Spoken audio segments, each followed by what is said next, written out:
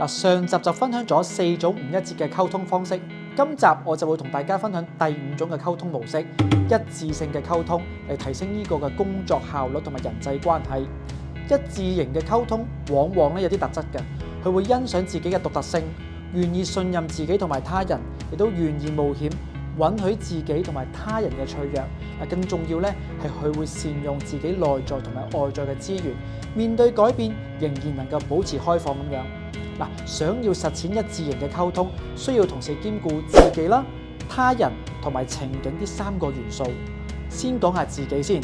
自己即係話能夠誠實咁樣咧，表達自己嘅感受同埋需要，咁樣嘅表達咧係能夠讓對方了解你嘅狀況，並且有機會咧提供幫助。第二就係他人啦，傾聽同埋尊重他人嘅想法同埋意見咧係好緊要嘅，避免要指責同埋人身攻擊，要明白他人嘅感受。例如同事表達困難嘅時候咧，你可以話：我理解你嘅困難，不如我哋一齊揾解決方法啦。咁樣嘅溝通咧係可以幫助到建立信任同埋合作嘅關係，讓大家感受到咧被支持同埋理解。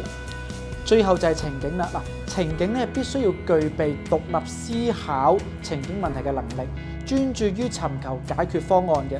我哋要情理兼備咁樣解決問題啦，而並非單單咁樣抱歉。相反，我哋要願意妥協同埋保持彈性。喺度咧，我都想分享一個有關我嘅信息。我哋可以先描述情景，例如啦，你見到一個同事遲到，你就會話啦，最近咧我注意到你經常遲到。呢個就係描述情景。然後咧就係要描述自己嘅感受。我感到有啲嘢擔心啊，因為咁樣咧係會影響到我哋嘅工作進度。再之後咧就嘗試講出自己嘅期望。我哋希望可以揾到一個咧解決嘅方案咧，讓你能夠準時返到工、準時到達啦。最後咧就邀請對方咧共同解決問題啦。可以同對方講，你願唔願意一齊討論，或者一齊揾出解決問題嘅方法啦。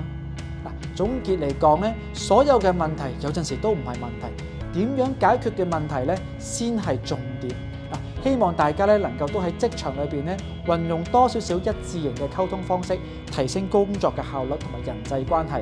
今集節目時間嚟到呢度，下次就再同大家分享其他嘅議題啦。